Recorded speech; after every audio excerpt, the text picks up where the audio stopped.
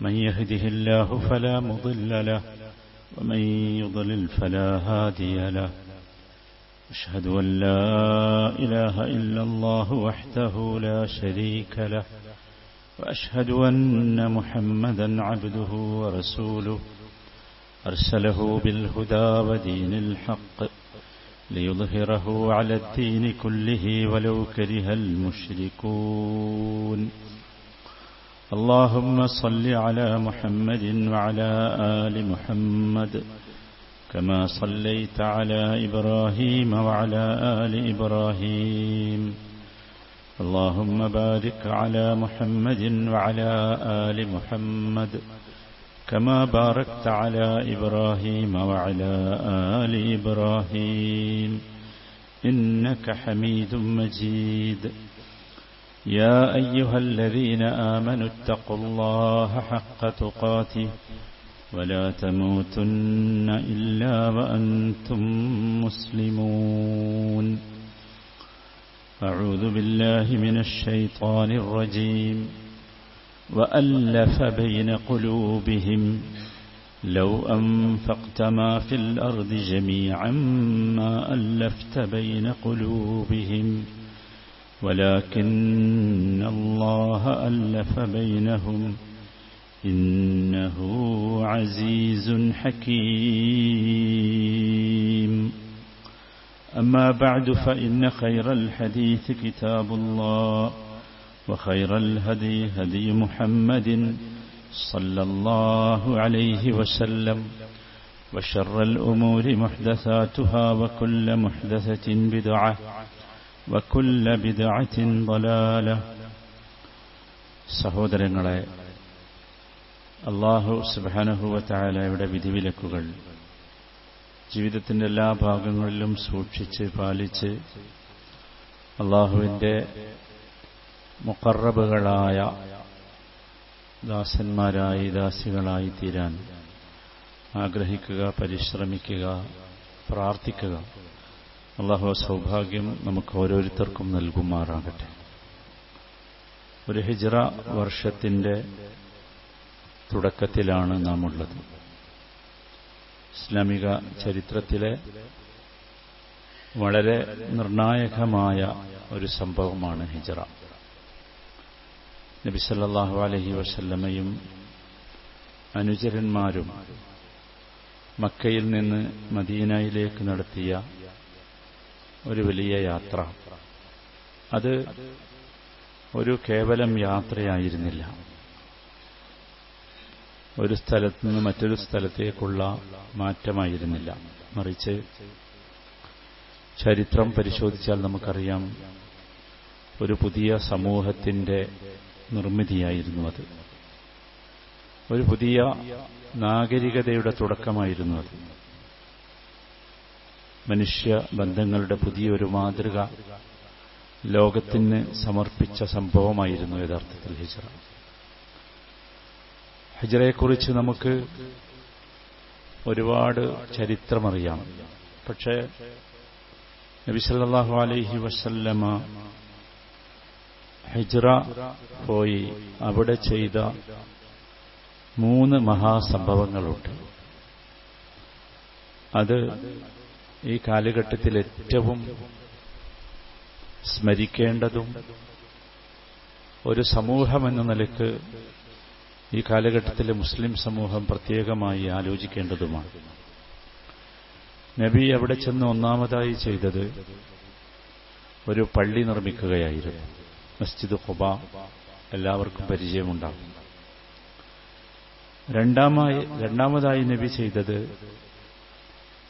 മനുഷ്യബന്ധങ്ങളുടെ പുതിയൊരു മാതൃക സൃഷ്ടിക്കുകയായിരുന്നു. ചരിത്രം അതിനെ വിളിച്ചത് അൽ മുആഖാത്ത് എന്നാണ്. ഒരു പ്രത്യേകമായ ബന്ധം മനുഷ്യർക്കിടയിൽ അദ്ദേഹം ഉണ്ടാക്കി. മൂന്നാമതായി അദ്ദേഹം ചെയ്തത്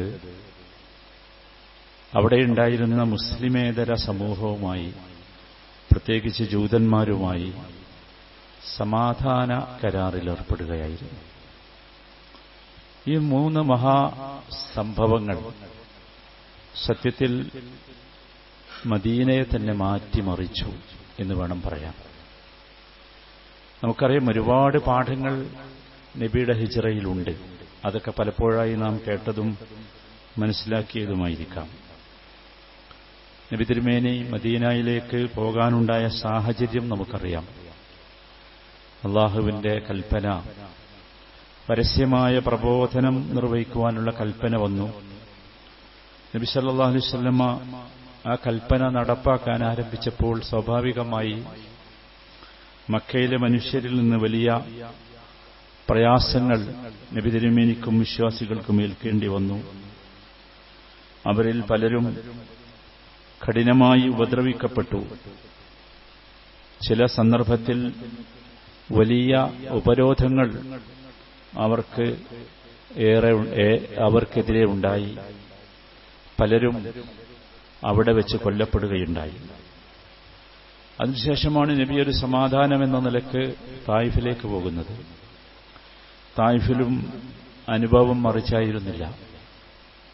നബി സല്ലല്ലാഹു അലൈഹി വസല്ലമ തായിഫിൽ നിന്ന് തിരിച്ചു വരുന്നത് വളരെ പ്രയാസപ്പെട്ടാണ്. ചരിത്രം നമ്മൾ മനസ്സിലാക്കിയിട്ടുണ്ടാകും.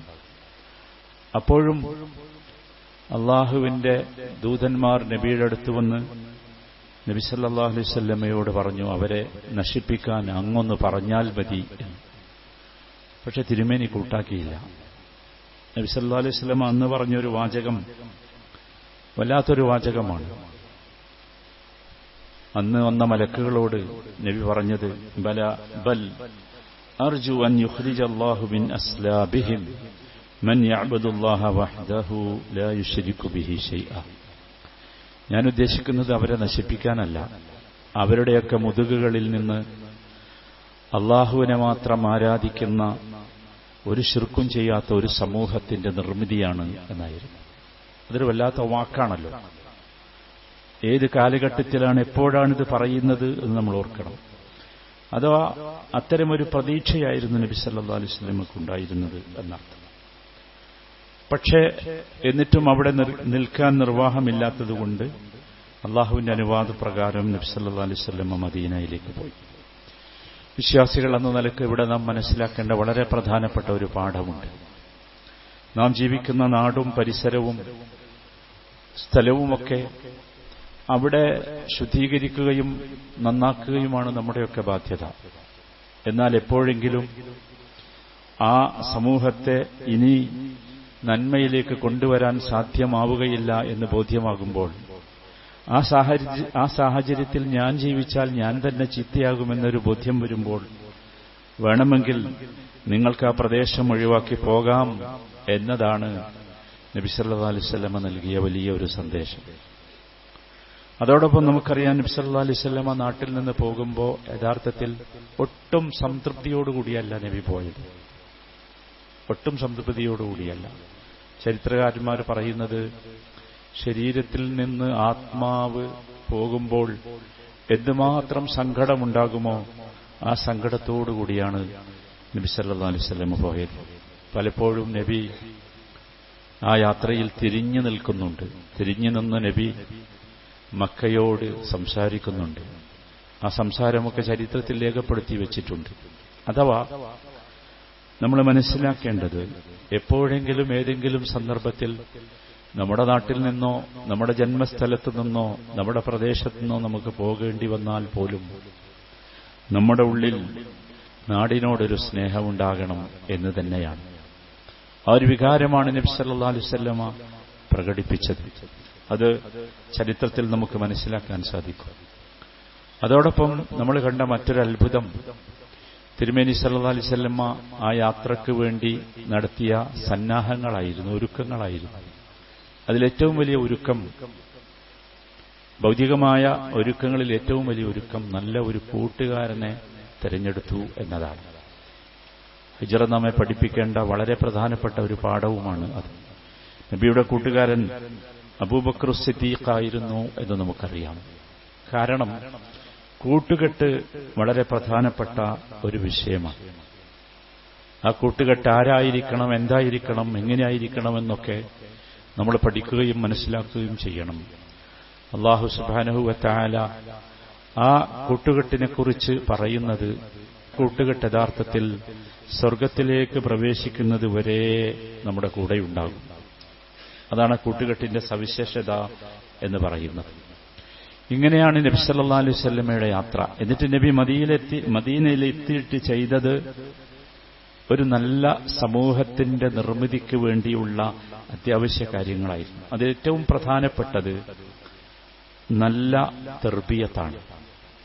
ആ തർബിയത്ത് രണ്ട് രീതിയിൽ നബി സല്ലല്ലാഹു അലൈഹി വസല്ലം നടപ്പാക്കി. ഒന്നാമത്തേത് നമ്മളെപ്പോഴും അറിയേണ്ടതും മനസ്സിലാക്കേണ്ടതുമാണ്. അത് ഒരു നല്ല സമൂഹം നിർമ്മിക്കണം, എന്റെ കുടുംബം നന്നാവണം എന്നാഗ്രഹിക്കുന്നവർ ഒരുപാട് ആളുകളുണ്ട്.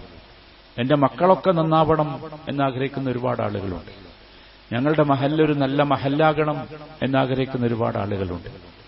അവിടെയാണ് നബി സല്ലല്ലാഹു അലൈഹി വസല്ലം മദീനയിൽ ചെന്ന ശേഷമുള്ള പ്രവർത്തനങ്ങൾ നമുക്കൊരു നേർരേഖയായി നമ്മുടെ മുമ്പിൽ നിൽക്കുന്നത്. നബി സല്ലല്ലാഹു അലൈഹി വസല്ലം ആദ്യമായി ചെയ്തത് അവിടെയുള്ള നബിയിൽ വിശ്വസിച്ച മനുഷ്യരുടെ അഖീദയുടെ സംശുദ്ധീകരണമായിരുന്നു. വിശ്വാസം, നല്ല വിശ്വാസത്തിന്റെ ഉടമകളാക്കി അവരെ മാറ്റി. നല്ല വിശ്വാസം എന്ന് പറയുന്നത് കേവലം വാക്കല്ല. നമ്മളൊക്കെ പറയാറുണ്ട് അഷ്ഹദു അല്ലാ ഇലാഹ ഇല്ലല്ലാഹ് അഷ്ഹദു അന്ന മുഹമ്മദ റസൂലുള്ളാഹ് എന്ന്. പക്ഷെ അവര് പറഞ്ഞ ഷഹാദത്തും നമ്മുടെ ഷഹാദത്തും തമ്മിൽ എന്തൊരു വ്യത്യാസം ആലോചിച്ച് നോക്കും. നല്ല വിശ്വാസം എന്ന് പറയുന്നത് നമ്മൾ മനസ്സിലാക്കേണ്ടത് നമ്മളും റബ്ബുമായുള്ള അതികഠിനമായ ശക്തമായ ബന്ധമാണ്. അതാണ് ഈമാൻ എന്ന് പറയുന്നത്. ഈമാൻ എന്ന് പറയുന്നത് ഒരു ശക്തമായ കയറാണ്, വലിയൊരു കയറാണ്, കടുപ്പമുള്ള കയർ.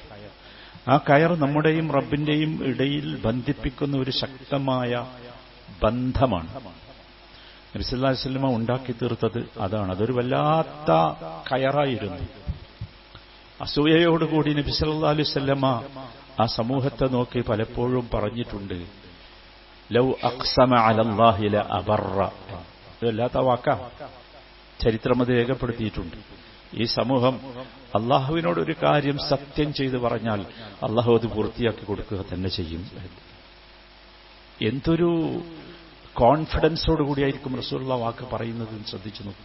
ലൗ അഖ്സമ അലല്ലാഹി ല അബറ. നബിയെക്കുറിച്ചല്ല നബി പറയുന്നത്, അല്ല, നബി വളർത്തിയെടുത്ത ശുദ്ധമായ തൗഹീദിന്റെയും ശുദ്ധമായ സുന്നത്തിന്റെയും അടിസ്ഥാനത്തിലുള്ള ഒരു സമൂഹം വളർന്നു വരുന്നത് കണ്ടപ്പോ നബി കൺകുളിർമയോടുകൂടി നോക്കി നിന്നുകൊണ്ട് നബി പറഞ്ഞ വാക്കാ ലൗ അഖ്സമ അലല്ലാഹി ല അബറ.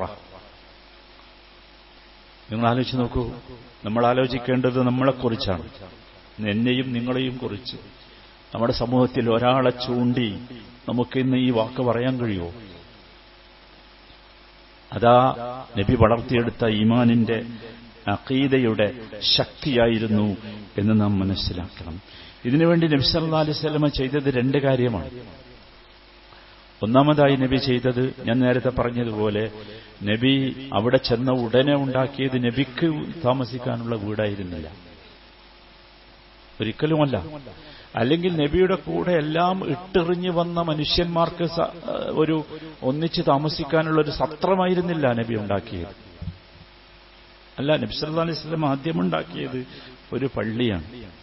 ആ പള്ളിയെക്കുറിച്ച് ചരിത്രം ഖുർആൻ പിന്നെ വിളിച്ചത് ലമസ്ജിദുൻ ഉസ്സിസ അല തഖ്വ എന്നാണ്. ഭയങ്കര വാക്കാണ്. എല്ലാ പള്ളികളും ഉണ്ടാക്കാറുള്ളത് കല്ലുകൊണ്ടും സിമന്റ് കൊണ്ടും മരം കൊണ്ടും ഒക്കെ കമ്പി കൊണ്ടും ഒക്കെയാണ്. പക്ഷെ മസ്ജിദ് ഖുബ ഉണ്ടാക്കിയത് എന്തുകൊണ്ടാണെന്ന് അള്ളാഹ് പിന്നീട് പറയാം. എപ്പെന്ന് ചോദിച്ചാൽ, ജൂതന്മാരൊരു മസ്ജിദ് ദിറാറുണ്ടാക്കി. അവിടെ മുനാഫിക്കുകൾ ജൂതന്മാരുടെ സഹായത്തോടുകൂടി ഒരു മസ്ജിദ് ദിറാറുണ്ടാക്കി മുസ്ലിങ്ങൾക്കിടയിൽ ഭിന്നിപ്പുണ്ടാക്കാൻ വേണ്ടി. ആ മസ്ജിദ് ദിറാറിന്റെ ചരിത്ര കഥ പറയുന്നിടത്ത് ഖുർആൻ പറഞ്ഞത് മസ്ജിദ് ഖുബയെക്കുറിച്ച് ലമസ്ജിദുൻ ഉസ്സിസ അല തഖ്വ എന്നാണ്. അത് തഖ്വ കൊണ്ടാണ് ഉണ്ടാക്കിയത്, കല്ലായിരുന്നില്ല, സിമന്റ് ആയിരുന്നില്ല, അതൊന്നും ഇല്ലല്ലോ അല്ലേ. തഖ്വ കൊണ്ടുണ്ടാക്കിയ പള്ളി. ആ പള്ളിയിലായിരുന്നു നബി സല്ലല്ലാഹു അലൈഹി വസല്ലമയുടെ എല്ലാം. ആ പള്ളിയാണ് ആ സമൂഹത്തെ അങ്ങനെ മാറ്റിത്തീർത്തത്. ആ പള്ളിയാണ് പുതിയൊരു നാഗരികതയ്ക്ക് തുടക്കം കുറിച്ച കേന്ദ്രം. ആ പള്ളിയായിരുന്നു. ആ പള്ളി അവരുടെ ക്യാമ്പസായിരുന്നു, യൂണിവേഴ്സിറ്റി ആയിരുന്നു, കോളേജായിരുന്നു, എല്ലാം അതായിരുന്നു. അവിടുന്നാണ് എല്ലാം തീരുമാനിക്കപ്പെട്ടിരുന്നത്. രണ്ടാമതായി നബി സല്ലല്ലാഹു അലൈഹി വസല്ലമ അവിടെ ചെയ്തത്, ലോക ചരിത്രത്തിൽ തുല്യതയില്ലാത്ത വിധം ഒരു പ്രത്യേകമായ ബന്ധമുണ്ടാക്കി. അന്ന് വരെ ലോകത്തിന് ആ ബന്ധത്തെക്കുറിച്ച് പരിചയമില്ല. മനുഷ്യന്മാർ തമ്മിൽ പല കാരണങ്ങളാൽ ബന്ധമുണ്ടാകും. കുടുംബ ബന്ധം, രക്തബന്ധം, ബിസിനസ് ബന്ധം, സുഹൃൽ ബന്ധം, പല ബന്ധമുണ്ട്. പക്ഷെ അവിടെ ഒരു വല്ലാത്ത ബന്ധം റസൂലുള്ളാഹി സ്വല്ലല്ലാഹു അലൈഹി വസല്ലം ഉണ്ടാക്കി. വല്ലാത്തൊരു ബന്ധമായിരുന്നു. ആ ബന്ധം ഇപ്പോഴും ചരിത്രത്തിനൊരു അത്ഭുതമായി നിലനിൽക്കുകയാണ്. ആ ബന്ധത്തിന്റെ ഓരോ ചരിത്രം നമ്മൾ കേട്ടാൽ സത്യത്തിൽ അക്ഷരാർത്ഥത്തിൽ ഞെട്ടിപ്പോകും. ആ ബന്ധത്തിന്റെ തത്വശാസ്ത്രം എന്ത് എന്ന് ആർക്കും ഇതുവരെ പിടികിട്ടിയിട്ടില്ല. അത്ര ശക്തമായിരുന്നു ആ ബന്ധം. അത് മുസ്ലിങ്ങൾക്കിടയിൽ ഉണ്ടാക്കിയ രക്തബന്ധമല്ലാത്ത, കുടുംബ ബന്ധമല്ലാത്ത ഒരു സാഹോദര്യ ബന്ധമായിരുന്നു. ഒരു വല്ലാത്ത ബന്ധമായിരുന്നു.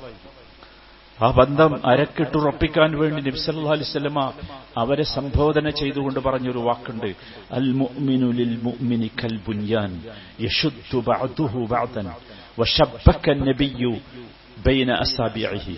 നബിയുടെ വിരലുകൾ ഇങ്ങനെ കൂട്ടിപ്പിടിച്ചിട്ട് നബി സല്ലല്ലാഹു അലൈഹി വസല്ലമ അവരോട് പറഞ്ഞു, വിശ്വാസികൾ ഇങ്ങനെ ആയിരിക്കണം, ഇങ്ങനെ ആകാൻ പാടില്ല എന്നർത്ഥം. ഒരു വല്ലാത്ത വാക്കാ, അതൊരു വല്ലാത്ത വാക്കാ. യശുദ്ദു ബഅദുഹു ബഅദ്. ഇങ്ങനെ കൂട്ടിപ്പിടിക്കുമ്പോൾ നമുക്ക് തോന്നുന്നില്ല നമ്മുടെ വിരലുകൾ പരസ്പരം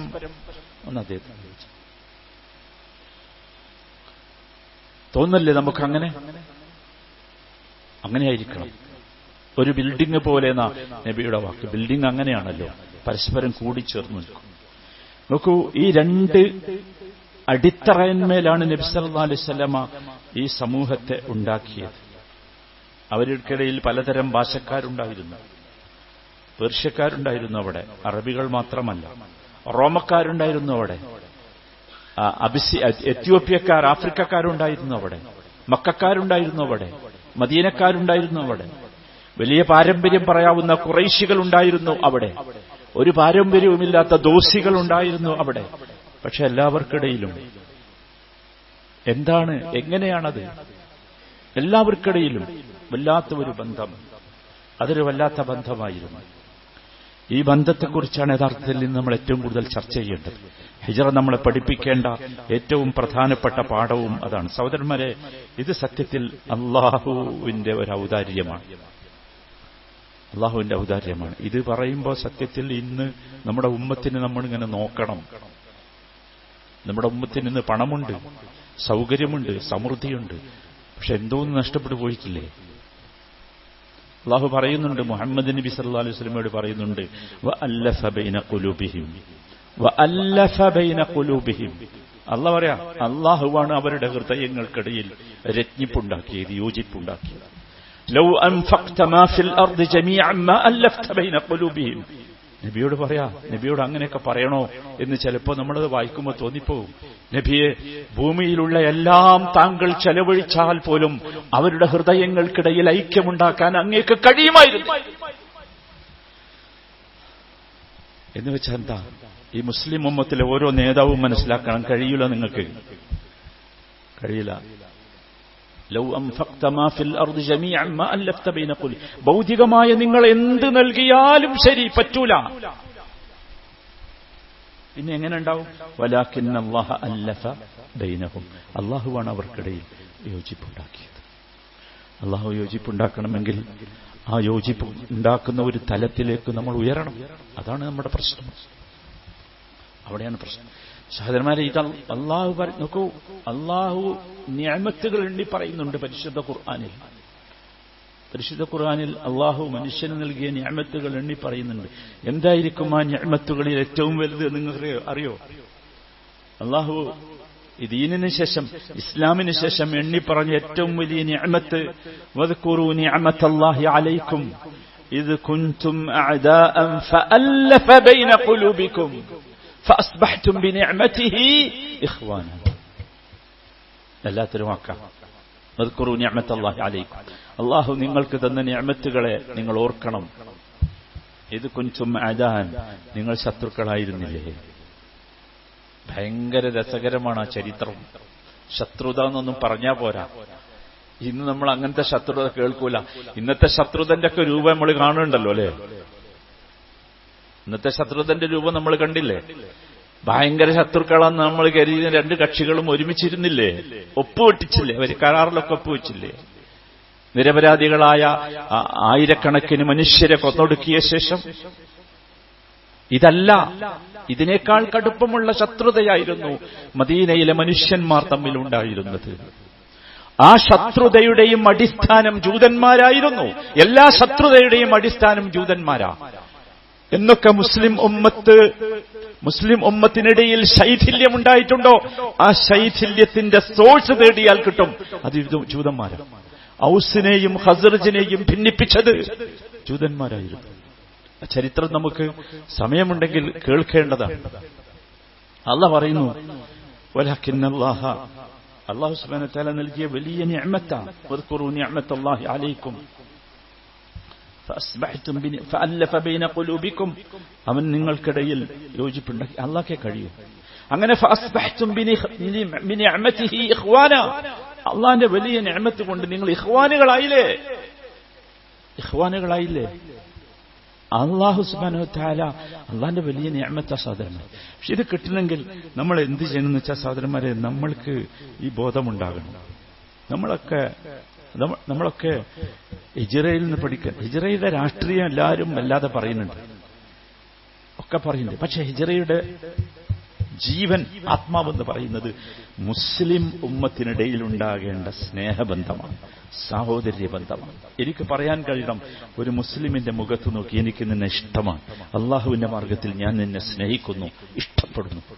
അത് വാക്കാകരുത്, പ്രവൃത്തി കൊണ്ട് അത് പരിഭാഷപ്പെടുത്താൻ, തർജ്ജമ ചെയ്യാൻ നമുക്ക് സാധിക്കണം, പ്രവൃത്തി കൊണ്ട്. കാരണം സഹോദരന്മാരെ, അള്ളാഹുവിന്റെ പേരിലുള്ള ഈ സ്നേഹം എന്ന് പറഞ്ഞാൽ അതൊരു വലിയ നിഅമത്താന്ന് മനസ്സിലാക്കിയല്ലോ. അത് വലിയ അനുഗ്രഹമാണ്, വലിയ അനുഗ്രഹം. അള്ളാഹുവിന്റെ ഫള് നിഅമത്താണെന്ന് മനസ്സിലാക്കിയല്ലോ. അതാണ് ഏറ്റവും ഒന്നാമത്തെ പാഠം. ആ നിഅമത്ത് നമുക്ക് കിട്ടണം. നമ്മൾ പല നിഅമത്തുകളെയും ആഗ്രഹിക്കാറുണ്ട്, പക്ഷെ ഈ നിഅമത്ത് നമ്മൾ ആഗ്രഹിക്കാറുണ്ടോ? എന്റെ അയൽവാസിയും ഞാനും ഒരു പള്ളിയിൽ ഒരുമിച്ച് കൂടുന്ന നമ്മളെല്ലാവരും അങ്ങനെയാകണം. ഒരു മഹല്ലിലുള്ള എല്ലാവരും ലാ ഇലാഹ ഇല്ലല്ലാഹ് മുഹമ്മദ് റസൂലുള്ളാഹ് എന്ന് പറയുന്ന എല്ലാവരും നമ്മൾ ആഗ്രഹിച്ചു നോക്കാറുണ്ട്. അതാണ് ഏറ്റവും വലിയ നിഅമത്ത്. രണ്ടാമത് സാധാരണ നമ്മൾ മനസ്സിലാക്കണം, ഇതുണ്ടായി തീർന്നാൽ, ഈ ഒരു റസൂലുള്ളാഹ് എന്തുകൊണ്ട് ഇതുണ്ടാക്കിയെന്നത് നമ്മൾ പഠിക്കേണ്ട ഒരു പാഠമാണ്. ഇതുണ്ടാക്കിയാൽ അള്ളാഹുവിന്റെ സ്നേഹം താനേ വരും. അതാണ് നബി സല്ലല്ലാഹു അലൈഹി വസല്ലം ഒരു മനുഷ്യന്റെ കഥ പറയുന്നുണ്ട്. ഒരു മനുഷ്യൻ വളരെ ദൂരെയുള്ള ഒരു ഗ്രാമത്തിൽ തന്റെ ഒരു സഹോദരനെ സന്ദർശിക്കാൻ വേണ്ടി പോയി. അള്ളാഹുവിനറിയാം ആ മനുഷ്യൻ എങ്ങോട്ടാ പോണത്. ആ ഗ്രാമം തുടങ്ങുന്ന സ്ഥലത്ത് അള്ളാഹു തആല അവിടെ നബി സല്ലല്ലാഹു അലൈഹി വസല്ലം പറയുന്നത് ഒരു മലക്കനെ നിർത്തിയാണ്. എന്നിട്ട് ആ മലക്ക് ഈ മനുഷ്യനോട് ചോദിക്കുന്നുണ്ട്, നീ എന്തിനാ അവിടെ വന്നത്? ആ മനുഷ്യൻ പറഞ്ഞു, ഉരീദു അഖല്ലി ഫി ഹാദിഹിൽ ഖറിയ, ഈ ഗ്രാമത്തിൽ എനിക്കൊരു സുഹൃത്തുണ്ട്, സഹോദരനുണ്ട്, അവനെ കാണാൻ വന്നതാ. ഈ മലക്ക് തിരിച്ചു ചോദിക്കുന്നുണ്ട്, ഹല്ലക അലൈഹി മിൻ നിഅമത്തിൻ തറുബ്ബുഹ, നിന്റെ വല്ല ബിസിനസ്സും അയാൾ നടത്തുന്നുണ്ടോ? നീ വല്ലതും വളർത്താൻ അയാൾക്ക് കൊടുത്തിട്ടുണ്ടോ? നിന്റെ വല്ല പൈസയും അതിന്റെ ലാഭം വാങ്ങാനിട്ട് വന്നതാണോ? ലാ, ഗൈറ അന്നി അഹ്ബബ്തുഹു ഫില്ലാഹ്. ആ മനുഷ്യൻ പറയാ, ഒന്നുമില്ല, ഒറ്റ അള്ളാഹുവിന്റെ മാർഗത്തിൽ അവനെ സ്നേഹിക്കുന്നു, ഇഷ്ടപ്പെടുന്നു. അപ്പൊ ആ മലക്ക് മനുഷ്യനോട് പറയുന്ന ഒരു വാക്ക് നബി സല്ലല്ലാഹു അലൈഹി വസല്ലം പറയുന്നുണ്ട്, ഫഇന്നി റസൂലുള്ളാഹി ഇലൈക ബിഅന്ന അല്ലാഹ ഖദ് അഹബ്ബക കമാ അഹ്ബബ്തഹു. അതെ, ഞാൻ അള്ളാഹുവിന്റെ ദൂതനാണ്, നിന്റെ അടുത്തേക്ക് വന്ന ദൂതൻ. ഒരു കാര്യം അള്ളാഹു പറയാൻ ഏൽപ്പിച്ചിട്ടുണ്ട്, അതെന്ന് വെച്ചാൽ നിന്നെ അള്ളാഹു വല്ലാതെ സ്നേഹിക്കുന്നുണ്ട്, നീ അവനെ സ്നേഹിച്ചതുപോലെ. ഇതൊരു വല്ലാത്ത പാഠമാണ്, വലിയൊരു പാഠമാണ്. പക്ഷെ ഇതിലേക്ക് നമ്മൾ എത്തണമെങ്കിൽ എന്താ വെച്ചാൽ നമ്മളെ ഈ പക, അസൂയ, ദേഷ്യം, ഈഗോ, ഒരുപാട് ഈ കണ്ണൂർ മുനിസിപ്പാലിറ്റിയിലെ ഈ വേസ്റ്റ് തള്ളുന്ന സ്ഥലല്ലേ, അതിനേക്കാൾ മോശമായി മുസ്ലിങ്ങളുടെ ഹൃദയങ്ങൾ മാറി. അവിടെയാണ് പ്രശ്നം. അതുകൊണ്ട് നമുക്കിതൊന്നും കേട്ടാലും മനസ്സിലാവില്ല, ഉൾക്കൊള്ളാനും കഴിയില്ല. എന്താ ഈ പറയണത്? ഒരു കഥയല്ലേ? നമ്മളറിയുന്ന സാധനമല്ല, ഇത് വലിയ സംഗതിയാണ്. മൂന്നാമതായി നമ്മൾ ഓർക്കേണ്ടത്, അള്ളാഹുവിന്റെ പേരിൽ നമുക്ക് സ്നേഹിക്കാൻ കഴിഞ്ഞാൽ അള്ളാഹു സുബ്ഹാനഹു വ തആല നമ്മളോട് പറയുന്നത്, ഖിയാമത്ത് നാളിൽ നടക്കുന്ന ഒരു സംഭവം നബി സല്ലല്ലാഹു അലൈഹി വസല്ലം പറയുന്നുണ്ട്. അള്ളാഹു തആല വിളിച്ചു ചോദിക്കുന്ന ഒരു ചോദ്യമുണ്ട് ഖിയാമത്ത് നാളിൽ. നമുക്കറിയില്ല നമ്മൾ ആ ചോദ്യം കേൾക്കുമോ. ആ ചോദ്യം ഇങ്ങനെയാണ്, ഐനൽ മുതഹബ്ബൂന ബിജലാലി, ഐനൽ മുതഹബ്ബൂന ബിജലാലി. എന്റെ പേരിൽ, അല്ലാഹു പറയാ, എന്റെ പേരിൽ, എന്റെ മഹത്വത്തിന്റെ പേരിൽ പരസ്പരം സ്നേഹിച്ചവരുടെ എവിടെയാണ്? ആ ചോദ്യം എല്ലാവരുടെ കാതിലും കേൾക്കൂല, എല്ലാവരുടെ കാതിലും കേൾക്കൂല. അള്ളാഹു നമുക്ക് കേൾപ്പിച്ചു തരുമാറാകട്ടെ. എന്നിട്ട് നബി അള്ളാഹു തആല പറയാണ്, ഉളില്ലുഹും ഫീ ളില്ലി യൗമ ലാ ളില്ല ഇല്ലാ ളില്ലി. എന്തിനാണ് അവരെ വിളിച്ചത് എന്നറിയോ? അവർക്കൊരു പ്രത്യേക തണൽ കൊടുക്കാനുണ്ട്. അന്നൊരു തണലും ഉണ്ടാവില്ലല്ലോ, എന്റെ തണൽ മാത്രമേ ഉണ്ടാവുള്ളൂ. ആ തണൽ പ്രത്യേകമായി നൽകാനാണ് ഞാൻ അവരെ വിളിച്ചു വരുത്തുന്നത്. പറ്റോ നമുക്ക് ഇത് കിട്ടണമെന്ന് ആഗ്രഹിക്കാൻ? അള്ളാഹുവിന്റെ പേരിൽ സ്നേഹിക്കുന്നു എന്ന് പറയാൻ നമുക്ക് കഴിയുമോ? നമ്മൾ ആലോചിക്കേണ്ടതാണ്, നമ്മൾ ആലോചിക്കേണ്ടത്. മറ്റൊരിക്കൽ നബി സല്ലല്ലാഹു അലൈഹി വസല്ലം സംഭവം പറയുന്നത്, അതാണ് വലിയ അത്ഭുതം. അമ്പിയാക്കന്മാർക്കും ശുഹദാക്കൾക്ക് പോലും അസൂയ തോന്നുന്ന ഒരു പൊസിഷനിലായിരിക്കും അള്ളാഹുവിന്റെ പേരിൽ പരസ്പരം സ്നേഹിച്ചവർ. ആ വാക്കുകൾ ശരിക്കും ശ്രദ്ധിക്കണം. നബി സല്ലല്ലാഹു അലൈഹി വസല്ലം അങ്ങനെ തന്നെ പറഞ്ഞത്, ഇന്ന മിൻ ഇബാദില്ലാഹി ലഉനാ മാ ഹും ബിഅംബിയാ വലാ ശുഹദാ. അമ്പിയാക്കളും ശുഹദാക്കളുമല്ലാത്ത ഒരു വിഭാഗം സമൂഹത്തിലുണ്ടാകും. അവരെ കണ്ടിട്ട് യഗ്ബിതുഹുമുൽ അംബിയാഉ വശുഹദാഉ യൗമൽ ഖിയാമ ബിമകാനിഹിം മിനല്ലാഹ്. അല്ലാഹുവിന്റെ അടുത്ത് അവർക്കുള്ള പൊസിഷൻ കണ്ടിട്ട് അമ്പിയാക്കന്മാർക്കും ശുഹദാക്കന്മാർക്കും അസൂയ തോന്നും. സഹാബത്ത് ചോദിച്ചു, റസൂലേ, ആരാണവർ? എന്താ മറുപടി എന്നറിയോ? നബി സല്ലല്ലാഹു അലൈഹി വസല്ലം പറഞ്ഞ മറുപടി, തഹബ്ബു ബിറൂഹില്ലാഹ്, തഹബ്ബു ബിറൂഹില്ലാഹ്. നമ്മൾ പരസ്പരം സ്നേഹിക്കാറുണ്ട്. എന്തിനാ? ഒന്നിച്ച് കച്ചവടം ചെയ്യുന്നവർ, ഒരു കുടുംബത്തിൽപ്പെട്ടവർ, ഒരു ഉമ്മാക്ക് പറന്നവർ, അല്ലേ? ഭാര്യയും ഭർത്താവും, ഭർത്താവും ഭാര്യയും ഒക്കെ സ്നേഹിക്കാറുണ്ട്.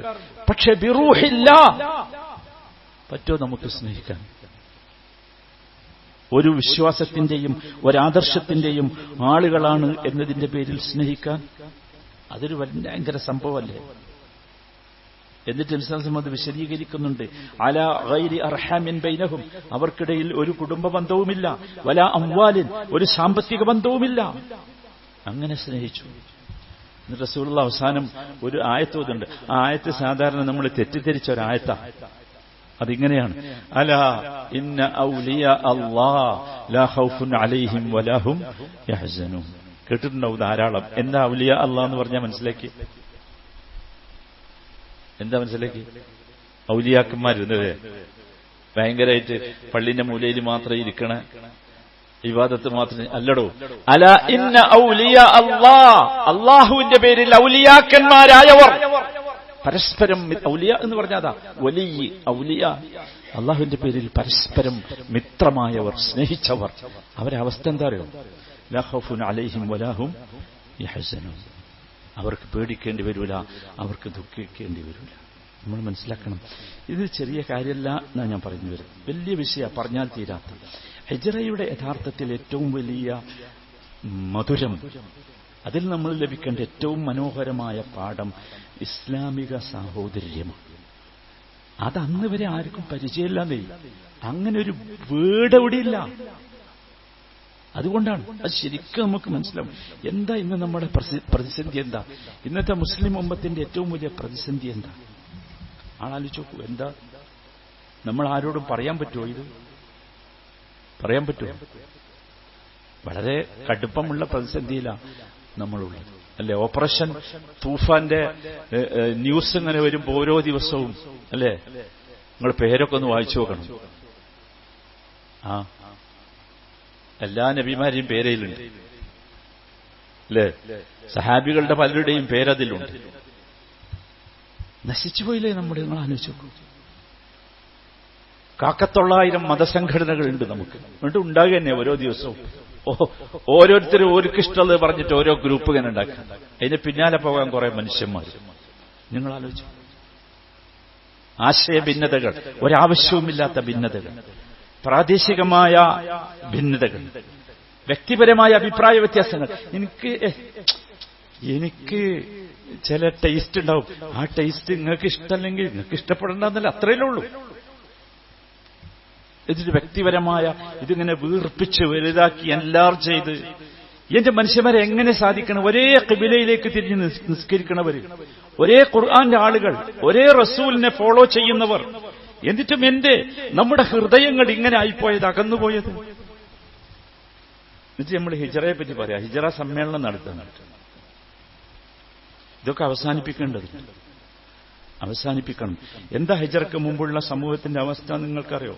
അറേബ്യൻ സമൂഹം ഗോത്ര സമൂഹങ്ങളായിരുന്നു, ഗോത്രമായിരുന്നു അവർ. അതിന് അഭിമാനത്തിന് വേണ്ടിയായിരുന്നു അവർ ജീവിച്ചത്. പതിറ്റാണ്ടുകളോളം യുദ്ധം ചെയ്തു. ഔസ് ഖസ്റജിന്റെ കഥ പറയുന്നിടത്ത് കഥ, ചെറിയ കാര്യങ്ങൾക്ക് വേണ്ടി നൂറ്റാണ്ടുകളോളം യുദ്ധം ചെയ്തവർ, പ്രതികാരമായിരുന്നു അവരുടെ ഉള്ളിലുണ്ടായിരുന്നു. അവരെയാണ് ഫഅല്ലഫ ബൈന ഖുലൂബിഹിം എന്ന് പറഞ്ഞത്. നമ്മൾ മനസ്സിലാക്കണം. നോക്കൂ, നമ്മുടെ ഈലാഫ്, ഐക്യം രൂപപ്പെടേണ്ടത് കെട്ടിടങ്ങളിലൂടെയല്ല, സമ്പത്തിലൂടെയല്ല, പൊസിഷനുകളിലൂടെയല്ല, ഹൃദയങ്ങളിലൂടെയാണ്. അവിടെയാണ്. മക്കയിൽ നിന്ന് വന്ന മുഹാജിറുകൾക്ക് വീടുകളില്ലായിരുന്നല്ലോ, സ്വത്തുക്കളില്ലായിരുന്നു, വ്യാപാരമില്ലായിരുന്നു, കച്ചവടമില്ലായിരുന്നു. ഒക്കെ അള്ളാഹ്ക്ക് വേണ്ടി ഉപേക്ഷിച്ചു പോന്നതാ. അവരെ സ്വീകരിച്ച ആ അൻസാറുകളുടെ ചരിത്രം നമ്മൾ മനസ്സിലാക്കണ്ടേ? ഖുർആൻ ഒരു പദം പറയുന്നുണ്ട്. ആ പദം പരിഭാഷപ്പെടുത്താൻ ഒരു ഭാഷയ്ക്കും സാധ്യമല്ല. വയുസിറൂന അലാ അൻഫുസിഹിം വലൗ കാന ബിഹിം ഖസാസ. വയുസിറൂന അലാ അൻഫുസിഹിം വലൗ കാന ബിഹിം ഖസാസ. അവർക്ക് അത്യാവശ്യമുണ്ടായിട്ട് പോലും അവരുടെ സ്വന്തത്തേക്കാൾ മറ്റുള്ളവർക്ക് മുൻഗണന നൽകി. യുസിറൂന, ഈസാർ എന്ന് പറഞ്ഞൊരു സാധനമുണ്ട്. അത് ദാനമല്ല. നമ്മൾ മനസ്സിലാക്കി അങ്ങനെയാണ്, ദാനമല്ല. ഈസാർ ഞാൻ പറഞ്ഞതാണത്. പരിഭാഷപ്പെടുത്താൻ വാക്കില്ലാത്ത ഒരു വാക്കാ ഈസാർ. പറ്റോ? സ്വന്തമായി, എന്താണ് ഈസാർ എന്ന് പറഞ്ഞാൽ? സ്വന്തമായി ആവശ്യമുള്ളത് പോലും മറ്റുള്ളവന് നൽകുക. എനിക്ക് അത്യാവശ്യമുണ്ട് ആ സാധനം, പക്ഷെ എന്നിട്ട് ഞാൻ മറ്റോന് കൊടുത്തു. അതിനാണ് ഈസാർ എന്ന് പറഞ്ഞത്. ഇങ്ങനെ മാറ്റിയ ഒരു സമൂഹത്തെ, ഏത് സമൂഹത്തെ? പരസ്പരം പോരടിച്ചിരുന്ന, തല്ലുകൂടിയിരുന്ന ഒരു സമൂഹത്തെ. ഭയങ്കരല്ലേ? ആ സമൂഹത്തിലേക്ക് നബി വരാൻ തന്നെയുള്ള കാരണം എന്താ പറയുക? അത് ഭയങ്കര രസമാണ്. ചരിത്രം അത്ഭുതകരമാണ്. നബി സല്ലല്ലാഹു അലൈഹി വസല്ലം അങ്ങോട്ട് എത്തിപ്പെടാൻ തന്നെയുള്ള കാരണം എന്താ പറയുക? ഇവർക്കിടയിലുള്ള മഹാ അനൈക്യമായിരുന്നു. ഈ ഔസ് ഖസ്റജ് ഗോത്രങ്ങൾ യസ്രിബിലെ, അന്നത്തെ മദീനയിലെ പ്രബല 2 ഗോത്രങ്ങളാണ്. അവർ തമ്മിൽ ഭയങ്കര ഭിന്നിപ്പ്. അവസാനം ഒരു പെരും യുദ്ധമുണ്ടായി. ബുആസ് എന്ന് പറഞ്ഞൊരു യുദ്ധമാണ്. ഞാൻ പറഞ്ഞു എല്ലാത്തിന്റെയും പിന്നിൽ ജൂതനായിരുന്നു. ആ യുദ്ധത്തിൽ ഒരുപാട് ആളുകൾ കൊല്ലപ്പെട്ടു. 2 കുടുംബത്തിലെയും പ്രമാണിമാരൊക്കെ കൊല്ലപ്പെട്ടു. ആ സമയത്താണ് അവരുടെ കൂട്ടത്തിലുള്ള കുറെ നല്ല മനുഷ്യന്മാർ ചിന്തിക്കുന്നത്, ആരാണ് ഞങ്ങളെ ഒന്ന് ഐക്യപ്പെടുത്താൻ വരിക? അങ്ങനെയാണ് അവർ റസൂലിനെ കുറിച്ച് കേൾക്കുന്നത്. അങ്ങനെയാണ് അവർ അഖബയിൽ വന്നത്. 6 ചെറുപ്പക്കാരാ അഖബയിൽ വന്നത്. അവർ നബിനോട് നട്ടപ്പാതിലേക്ക് കരാറിൽ ഏർപ്പെട്ട ശേഷം അവർ ചോദിക്കുന്ന ഒരു ചോദ്യമുണ്ട്. നബി, നിങ്ങൾ വന്നാലും ഞങ്ങളുടെ സമൂഹത്തിൽ ഐക്യം ഉണ്ടാവുമല്ലോ അല്ലേ? വല്ലാത്തൊരു ചോദ്യമാണ്. നിങ്ങൾ വന്നാലും ഞങ്ങളുടെ സമൂഹത്തിൽ ഐക്യം ഉണ്ടാവുമല്ലോ അല്ലേ? നിങ്ങൾ ആലോചിക്കും, എന്തൊരു സുന്നത്തിന്റെ പാരമ്പര്യം പറയുന്നവരാ നമ്മൾ തമ്മിൽ തല്ലണത്. ഇതാണ് ഹിജറ നൽകേണ്ട പ്രധാനപ്പെട്ട പാഠം. അള്ളാഹു നമ്മളെ ഐക്യപ്പെടുത്തുമാറാകട്ടെ.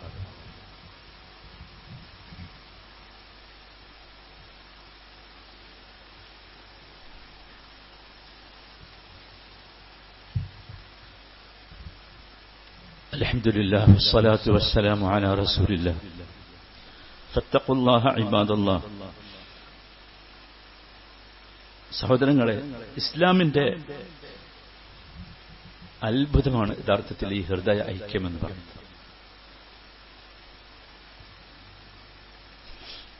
ഇത് പറഞ്ഞാൽ ഉണ്ടാവില്ല. ഇതൊരു വികാരമല്ല, ഇത് ഈമാനിന്റെ അളവുകോല. ഈമാനിന്റെ അളവുകോലാണ് ഈ ഐക്യം. നമ്മൾ മനസ്സിലാക്കണം. ഈമാനിന്റെ അളവുകോല അള്ളാഹു നമുക്ക് നൽകേണ്ട നമ്മുടെ ഈമാനിന്റെ ശക്തി കൊണ്ട് അള്ളാഹു നമുക്ക് നൽകേണ്ട നിഅമത്താണ് ഈ ഐക്യമെന്ന് പറയുന്നത്. അതാണ് അള്ളാഹു മദീനയിൽ ഒരു സമൂഹത്തിലൂടെ നമുക്ക് കാണിച്ചു തരുന്നത്. അത് പലപ്പോഴും നമുക്ക് നഷ്ടപ്പെടുന്ന സഹോദരന്മാരെ, നമുക്ക് നമ്മുടെ ഈമാൻ നഷ്ടപ്പെടുമ്പോഴാണ് നമ്മൾ മനസ്സിലാക്കുന്നത്. ഈ ഔസ് ഖസ്റജ് ഗോത്രം പരസ്പരം ഐക്യപ്പെട്ട് സന്തോഷത്തോടുകൂടി ജീവിക്കുകയാണ്. ഞാനൊരു ചരിത്രം പറയാണ്. ആ ചരിത്രം പറയണത് എന്തിനാ വെച്ചാൽ നമ്മളെ ഒന്ന് വിലയിരുത്താൻ. ഭയങ്കര സന്തോഷത്തോടുകൂടി ജീവിക്കുക. നബി വന്നല്ലോ, നബി ഭയങ്കരമായ അതിന്റെ ചരിത്രം പറഞ്ഞാൽ അവസാനിക്കുമല്ലോ. എന്തുമാത്രം മനോഹരമായ സാഹോദര്യമാണ്. എല്ലാം അവര് വീതിച്ചു നൽകിയല്ലോ. എല്ലാം അങ്ങനെ ജീവിക്കുമ്പോഴാണ് ജൂതനിത് കണ്ടിട്ട് കണ്ണുകടി. ഇക്കാലത്തൊക്കെ ഉള്ളതുപോലെ തന്നെ അന്നും ഭയങ്കര അത്ഭുതമാണ് ആ ചരിത്രം. ജൂതന്മാരുടെ ഒരു നേതാവുണ്ടെന്ന് അവിടെ, ഷാസ് ബിനു ഖൈസ് എന്ന് പറഞ്ഞു. അവന് ഈ ഔസ് ഖസ്റജ് ഗോത്രത്തിനിടയിലുള്ള ഈ ഭയങ്കര ഐക്യം, അത്ഭുതകരമായ ഈ ഹൃദയ ഐക്യം, അത് കണ്ടിട്ട് വല്ലാത്ത അസൂയ തോന്നി. അവനൊരാളെ ഏൽപ്പിച്ചു, ഇവർക്കിടയിൽ ഒരു ഭിന്നിപ്പുണ്ടാക്കണം, എന്താ വഴിയും. അവർ ചിന്തിച്ചു. എന്താ ചെയ്തറിയോ? ഞാൻ നേരത്തെ പറഞ്ഞില്ല, ഒരു ബുആസ്, ഈ സംഭവത്തെക്കുറിച്ച്. ഔസ് ഖസ്റജ് ഗോത്രങ്ങൾക്കിടയിൽ ഉണ്ടായ ഒരു വലിയ യുദ്ധമായിരുന്നു. ആ യുദ്ധത്തിന്റെ ചരിത്രം ഇവർക്കിടയിൽ വന്ന് ഒരു കഥാപ്രസംഗ രൂപത്തിൽ ഇയാൾ പറയാൻ തുടങ്ങി. ഇയാൾ ഭയങ്കര വാഗ്വിലാസമുള്ള ആളായിരുന്നു. എന്തുണ്ടായതറിയോ? ഇത് കേട്ടിട്ട് നബി സല്ലല്ലാഹു അലൈഹി വസല്ലമയുടെ ദഅവത്തിലൂടെ ഐക്യപ്പെട്ട സമൂഹം പരസ്പരം ഭിന്നിച്ചു. ഞാനൊരു കാര്യം പറയാനത് പറയണം. അതെന്താ വെച്ചാൽ, എന്തുകൊണ്ട് ഈ കാലഘട്ടത്തിൽ മുസ്ലിങ്ങൾ ഭിന്നിക്കുന്നു, ഇത്രമാത്രം പ്രതിസന്ധി പ്രശ്നങ്ങളുണ്ടായിട്ടും എന്ന ചോദ്യത്തിന്റെ ഉത്തരം അതാണ്. നബി സല്ലല്ലാഹു അലൈഹി വസല്ലമ ജീവിച്ചിരിക്കുകയാണ് ഇത് സംഭവം. ചൂടാറിയിട്ടില്ല. റസൂലുള്ളാഹ് ഉണ്ടാക്കിയ ആ ഐക്യത്തിന്റെ ചൂടാറിയിട്ടില്ല. എന്റെ മുമ്പ് ആഗ്രഹിച്ചുണ്ടാക്കിയ ഐക്യമാണ് റസൂലുള്ളാഹ്. അവരാഗ്രഹിച്ചുണ്ടാക്കിയ ഐക്യമാണ്. അവര് തമ്മിൽ ആയുധെടുത്തു. ആയുധമെടുത്ത ശബ്ദം നബി സല്ലല്ലാഹു അലൈഹി വസല്ലമ കേട്ടു. ആര് തമ്മിലാ? അൻസാറുകളാ. ഇവര് ഔസും ഖസ്റജും അൻസാറുകളാ. അൻസാറുകൾ തമ്മിൽ ആയുധമെടുത്തു. റസൂലുള്ളാഹ് ജീവിച്ചിരിക്കെ, മദീനയിൽ ഉണ്ടായിരിക്കെ, ഹിജ്റയുടെ ചൂടാറുന്നതിന് മുമ്പ് നബി സല്ലല്ലാഹു അലൈഹി വസല്ലം അവരുടെ ഇടയിലേക്ക് ഇറങ്ങിച്ചെന്നു.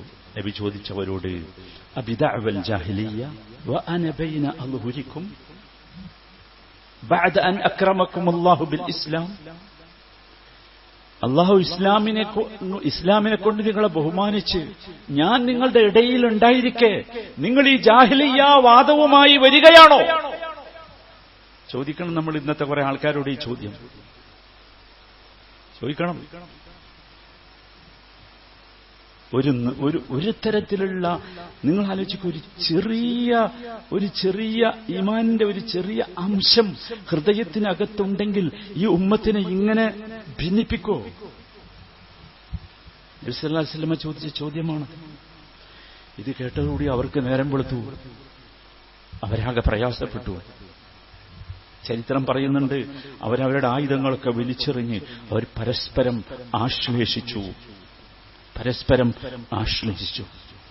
ആ സമയത്താണ് സൂറത്ത് ആൽ ഇംറാനിലെ കുറച്ച് വചനങ്ങൾ ഇറങ്ങുന്നത്.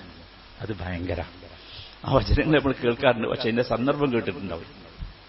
യാ അയ്യുഹല്ലദീന ആമനൂ ഇൻ തുതീഖൂ ഫരീഖൻ മിനല്ലദീന ഊതുൽ കിതാബ് യറുദ്ദൂകും ബഅദ ഈമാനികും കാഫിരീൻ. വിശ്വാസികളെ, നിങ്ങൾ ഈ ജൂതന്മാരെ അനുസരിക്കാൻ പോവുകയാണെങ്കിൽ ആ ജൂതന്മാർ യറുദ്ദൂകും ബഅദ ഈമാനികും കാഫിരീൻ, നിങ്ങളെ കുഫാറുകളാക്കി നാം മാറ്റിമറിക്കും കേട്ടോ. ശ്രദ്ധിക്കണം. ഈമാൻ കിട്ടിയ ശേഷം നിങ്ങൾ കുഫറിലേക്ക് പോകേണ്ടി വരും കേട്ടോ. നിങ്ങളൊക്കെ വായിച്ചു നോക്കണം. സൂറത്ത് ആൽ ഇംറാനിലെ 100 മുതൽ 103 വരെയുള്ള വചനങ്ങൾ. അതിലാണ് വഅ്തസിമൂ ബിഹബിലില്ലാഹി ജമീഅൻ വലാ തഫറഖൂ. അവിടെയാണ് അത് വന്നത്. ആദ്യം നമ്മൾ കേൾക്കാറുണ്ട്. എന്റെ സന്ദർഭങ്ങൾ കേട്ടുക്കണോ? ശ്രദ്ധിക്കണം. അതുകൊണ്ട് സഹോദരന്മാരെ, നമുക്ക് കുറെ സംഗതികൾ ഇനി അവസാനിപ്പിക്കേണ്ടത്, കുറെ നന്മയിലേക്ക് നമ്മൾ എത്തേണ്ടതുണ്ട്. നമ്മൾ ഓർക്കണം, ഹിജ്റയുടെ ചരിത്രം സത്യത്തിൽ ഇതാ, മറ്റൊന്നുമല്ല. നബി സല്ലല്ലാഹു അലൈഹി വസല്ലം പോയ കഥ